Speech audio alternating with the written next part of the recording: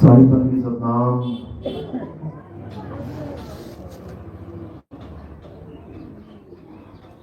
तो परमात्मा की कृपा से एक बार फिर इस गांव में मूल ज्ञान का प्रचार होने जा रहा है और मालिक से अरदास करेंगे कि हर जीव को, परमात्मा के हर अंश को ये मूल ज्ञान समझ में आए और वो अपने जीवन को सफल कर पाए। मालिक से यही अरदास करेंगे, क्योंकि जब से ये दुनिया बनी है तब से ये परमात्मा का जीव जगह जगह भटकता फिर रहा है, जगह जगह जन्मता मरता फिर रहा है, जगह जगह भ्रमित होता फिर रहा है और चाहता है ये कि मैं मुक्त हो जाऊं। हैं ऐसे बहुत से जीव जो चाहते हैं कि ये जन्म मरण का रोग खत्म हो जाए, लेकिन सदगुरु ना मिलने के कारण, सदगुरु से भेंट ना होने के कारण इसको रास्ता नहीं मिल रहा। चाहता तो बहुत है ये, लेकिन इसको ऐसे गुरु मिल जा रहे हैं जो इसको सुलझाने की जगह और उलझा देते हैं, जो इसको सीधा रास्ता बताने की जगह टेढ़ा रास्ता बता देते हैं, जो इसको मालिक की सहज भक्ति के जगह जप तप व्रत पूजा पाठ हवन यज्ञ तीर्थ परिक्रमा में उलझा देता है।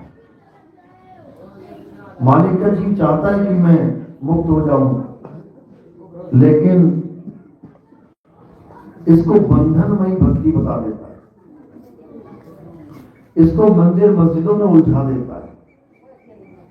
पूरा पूरा दिन मंदिरों में, मस्जिदों में, गुरुद्वारों में, चर्च में ये जीव भटकता रहता है और सोचता है शायद मंदिर जाने से मेरी मुक्ति हो जाएगी, शायद मस्जिद जाने से मुक्ति हो जाएगी, नमाज पढ़ने से मुक्ति हो जाएगी, शायद अरदासें करने से या गुरु ग्रंथ साहब पढ़ने से मुक्ति हो जाएगी, शब्द गाने से मुक्ति हो जाएगी, शायद चर्च में जाके प्रेयर करने से मुक्ति हो जाएगी, बाइबल पढ़ने से मुक्ति हो जाएगी। हर जीव किसी न किसी भरम जाल में अपने जीवन को उलझा के बैठा है। हर जीव किसी न किसी 52 अक्षरों में अपने आप को बांध के बैठा है। कोई हिंदू धर्म में आरती गा रहा है, वो भी 52 अक्षर है। जय गणेश जय गणेश जय गणेश देवा, 52 अक्षर। ये अक्षर ना बना होता तो जय जय कैसे बोलते तुम, जा और या कैसे जोड़ते तुम, कैसे तुम भगवान को खुश कर पाते। आज तो सोचते हो खूब आरतियां गाएंगे, खूब ढोलकियां बजाएंगे मंदिर में, भगवान खुश हो जाएंगे। जब रात में वापस आया, मेरी बस कैंसिल हो गई थी। हम लोग तो ठीक टाइम पे पहुंच रहे थे, लेकिन बस कैंसिल हो गई, जाना ही कैंसिल हो गया उसका, तो फिर मुझे वापस आना पड़ा। जब मैं वापस आया तो मंदिर में रात में ढोलकियां बजा रहे थे कुछ लेडीज। सुबह सत्संग किया था, दोपहर में भी सत्संग किया था, लेकिन फिर भी मंदिर नहीं छूट रहा है। क्यों नहीं छूट रहा है? कारण क्या है? कारण है डर कि अगर मैं मंदिर नहीं जाऊंगी तो मेरे परिवार को, मेरे बच्चों को, मेरी बहू को, मेरे पोते नातियों को कोई खतरा ना हो जाए। समझ रहे? सबसे बड़ा डर यही होता है। कल जब नाम दीक्षा हो रही थी तो कुछ लेडीज कहती, मैंने पूछा हाँ भाई कोई पूजा पाठ करना चाहता है अभी, और तो कहती बाकी सब तो छोड़ दूंगी, एक व्रत रखूंगी। मैंने कहा भाई ये कौन सा व्रत आ गया, बाकी सब छोड़ देगी एक व्रत रखेगी? कहती वो रखना पड़ता है, मजबूरी है।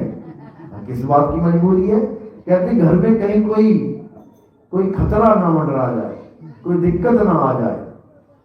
मैंने कहा कमाल हो गई भाई, घर में क्या पूजा करने से दिक्कत भाग जाती है? अगर पूजा करने से दिक्कत भाग जाती है तो सारी दुनिया तो पूजा कर रही थी, कोरोना आया, दिक्कत आई ना, सब पे आ गई। कितने लोग मरे? अनगिनत लोग मरे। कौन से धर्म के मरे? हिंदू के भी मरे, मुसलमानों के मरे, सिखों के मरे, ईसाइयों के मरे। तो मुसीबत टली कहां? कौन से भगवान ने मुसीबत डाल दी? बल्कि मंदिर, मस्जिद, गुरुद्वारे, चर्च में ताले लग गए कि यहां मत आ जाना कोरोना फैलाने के लिए। पता है ना? तो जब भगवान के मंदिरों में ताले लग गए, मुसीबत में भगवान ने भी साथ छोड़ दिया, तो तुम कौन से घर में जी रहे हो? क्या हिंदू की मौत आती है तो मरता नहीं है? कितनी आरतियां कम गा ली तुमने, दिन रात तो गा रहे हो, फिर भी तुम्हारे घर में मर रहे हैं बच्चे, फिर भी पति मर रहा है, तो मुसीबत टल कहां रही है? कोई मुसीबत नहीं टलती, समझ लो।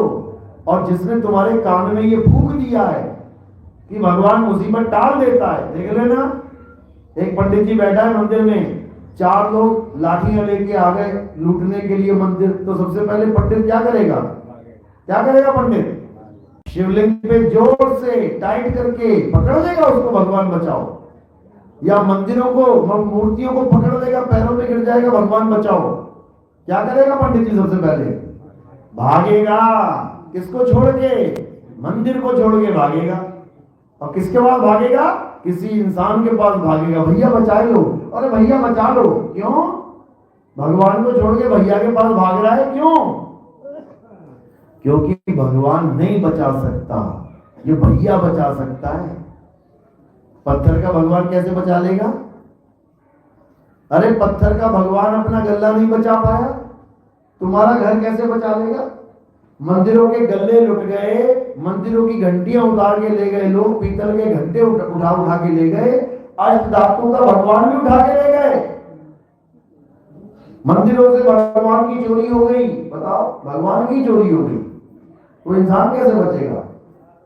ये भगवान नहीं है भाई, इस भ्रम को निकाल लो, समझ लो। मस्जिद में मौलाना बैठा है, उसे पता लग जाए कि 4 लोग आ रहे हैं मारने के लिए, भागेगा वो। कोई ईसाई पादरी बैठा है चर्च में, पता लग गया कोई मारने है तो भागेगा वहां से, समझ लो। इसलिए ऐसे भगवान पे विश्वास मत करो जो तुम्हें बचा ना पाए। तुम कुएं में गिर जाओगे तो किसको आवाज मारोगे? भगवान को आवाज मारोगे। लोग कहते हैं कण कण में भगवान है, तो कुएं में भी तो भगवान ही है। अरे कुएं में भगवान ही तो है, फिर पड़े रहो कुएं में भगवान की गोद में, क्यों आवाज मार रहे हो? बचाओ बचाओ बचाओ बचाओ। और किसको मार रहे हो? जीवित आदमी को मार रहे हो आवाज, समझो। गंगा नदी में लोग डूबे इस बार, जब डूबे तो कह रहे हैं बचाओ बचाओ। अरे भैया माँ है तेरी, गंगा मैया है, चला जाना उसकी गोदी में, क्या दिक्कत है? माँ की गोद बुला रही है, डूब जाओ उसमें, फिर क्यों कह रहा है बचाओ बचाओ बचाओ? वैसे तो घर से निकला था माँ की गोद प्राप्त करने के लिए, गंगा माता की गोद में नहाएंगे, और डूबेंगे भी तो, फिर क्यों चीख रहा है, चिल्ला रहा है? समाज है गंगा में। पहली बात तो कोई मां किसी को मारती नहीं है, मारती के जान से। अगर गंगा माता है तो अपने भक्तों को ही क्यों डुबो रही है? कोई जवाब दे।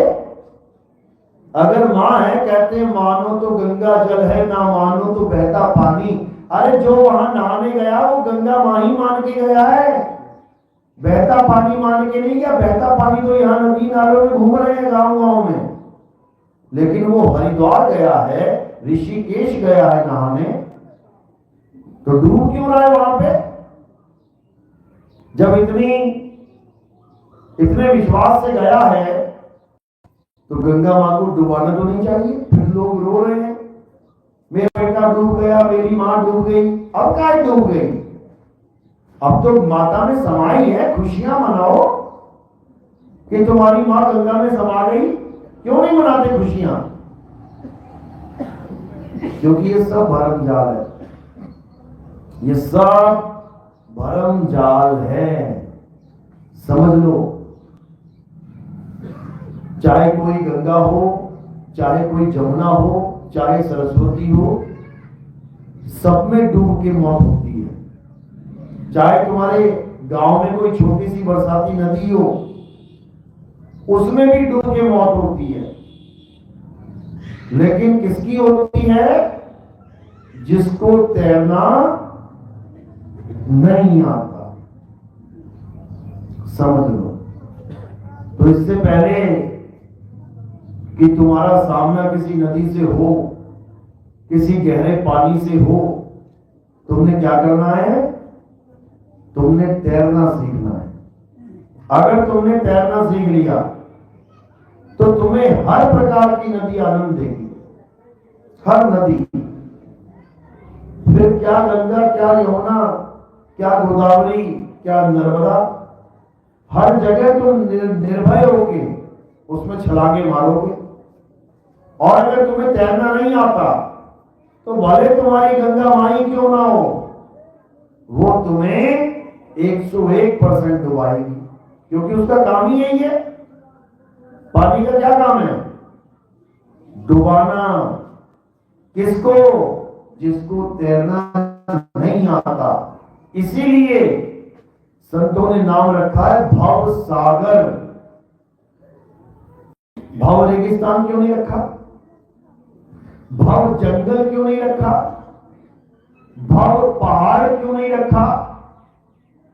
भव सागरी क्यों रखा? तुम्हें समझाने के लिए कि बेटा, जैसे तुम 2 पैरों पे सारी दुनिया नाप देते हो चल चल के, और सोचते हो मैं यहां से वहां बड़े आराम से पहुंच गया, ये पैर वहां काम नहीं करेंगे। पानी में पैर काम करेंगे क्या? चल सकते हो? नहीं चल सकते हो। वहां ये पैर काम नहीं करेंगे। वहां क्या काम करेगी? कला। कौन सी कला? तैरने की कला। इसीलिए नाम रखा है भव सागर। यानी वो भव सागर कौन पार कर पाएगा? जिसे तैरने की कला आती है। इसी को संतों ने कहा कि जिसे मरने की कला आती है, ये भव सागर, ये मौत, उसका कुछ नहीं बिगाड़ सकती, कुछ भी नहीं। जिसको मरने की कला आ गई, उसके लिए मौत कुछ भी नहीं है। जैसे जिसे तैरना आ गया, उसके लिए गहराई कुछ चीज है ही नहीं। ये पानी कितना गहरा है उससे कोई मतलब ही नहीं है। वो तो मारेगा छलांग और ऊपर ऊपर ऊपर ऊपर तैरता चला जाए। उसको क्या लेना कितना गहरा है? जिसको तैरना नहीं आता वो पूछता, भैया भैया कितना गहरा है, खड़े होकर दिखाना जरा। अच्छा, कमर कमर तक पानी है, और आगे चले गए छाती तक पानी है। अच्छा, यहां तक छाती तक, और आगे डूब गया है, वहां नहीं जाऊंगा। ऐसे ही तैरते हैं ना लोग, ऐसे ही तो नहाते हैं। एक दूसरे से पूछ के भैया कितना गहरा है। अब वो भवसागर है, सोच लो कितना गहरा है। भवसागर एक नदियां बहत है, माया दे है बोर, मुसाफिर जाग जरा, तेरी गठरी में लागा चोर। कहते हैं भवसागर नाम की एक नदियां बह रही है, और उस नदिया में माया ने सबको डुबा रखा है, उल्टा कर देती है। पता है कहां है वो भवसागर? पता है कहां है? सबको उल्टा कर रखा उसने वहां पे। आएगा मां का गर्भ, सबको बोल रखा उसने, सिर नीचे पैर ऊपर, उल्टा कर रखा सबको। क्या देवी देवता, क्या अवतार, क्या आम इंसान, क्या दक्ष यक्ष गण गंधर्व, किसी को न छोड़ती वो, सबको उल्टा डाल देती है भवसागर में। कहते भवसागर एक नदियां बहते हैं, माया दे है बोर, मुसाफिर जाग जरा, तेरी गठरी में लागा चोर। अब ये चोर कौन है? इसको समझ लो।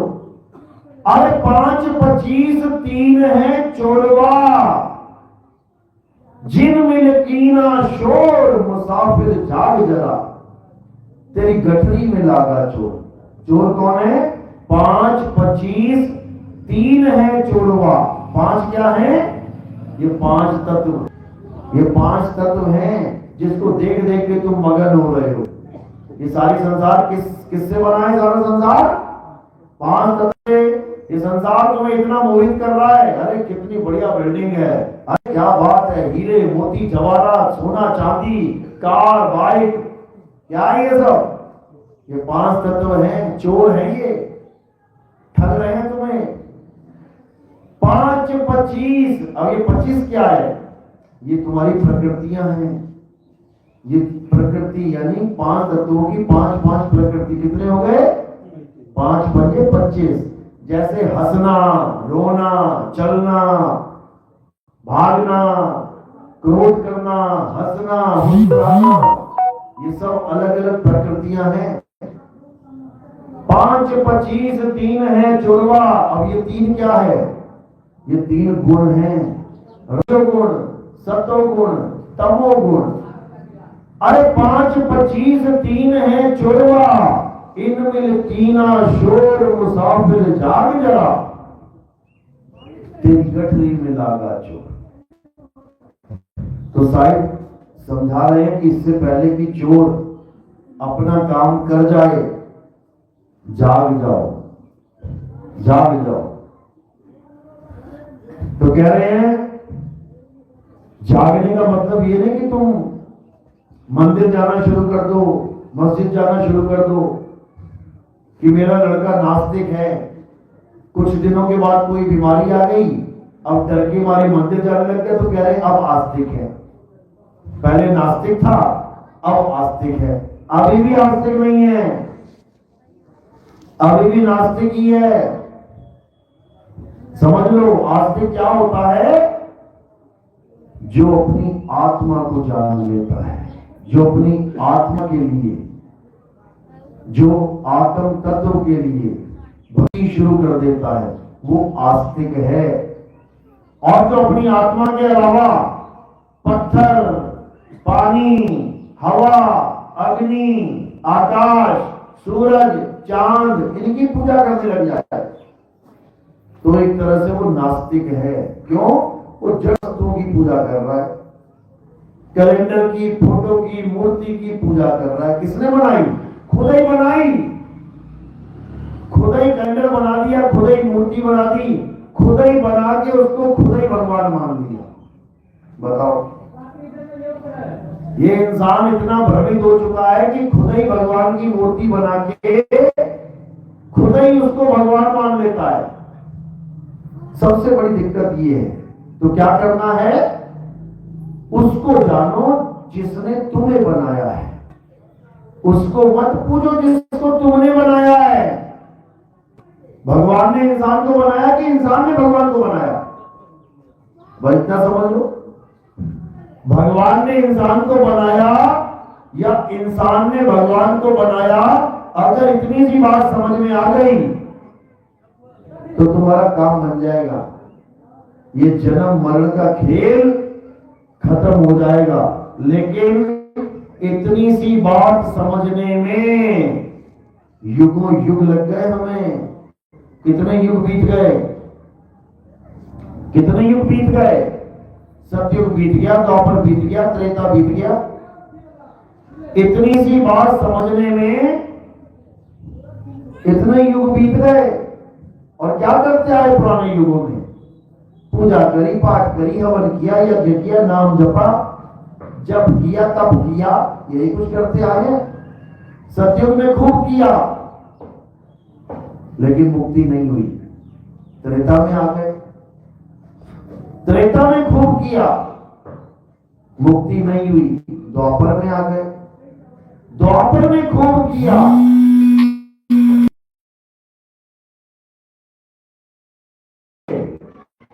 तो फिर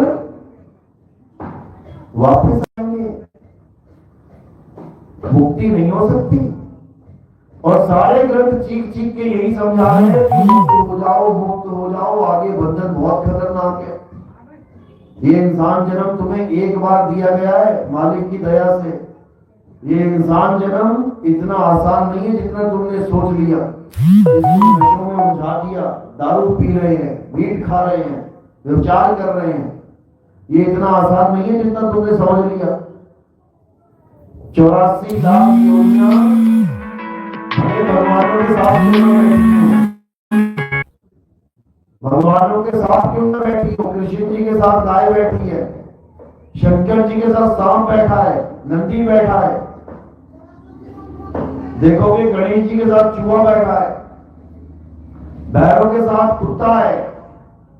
देखो जानवर देवताओं के पास भी हैं, लेकिन एक को भी कपड़ा नसीब नहीं है, सारे नंगे के नंगे घूम रहे हैं। कपड़ा किसे नसीब है? केवल इंसान को।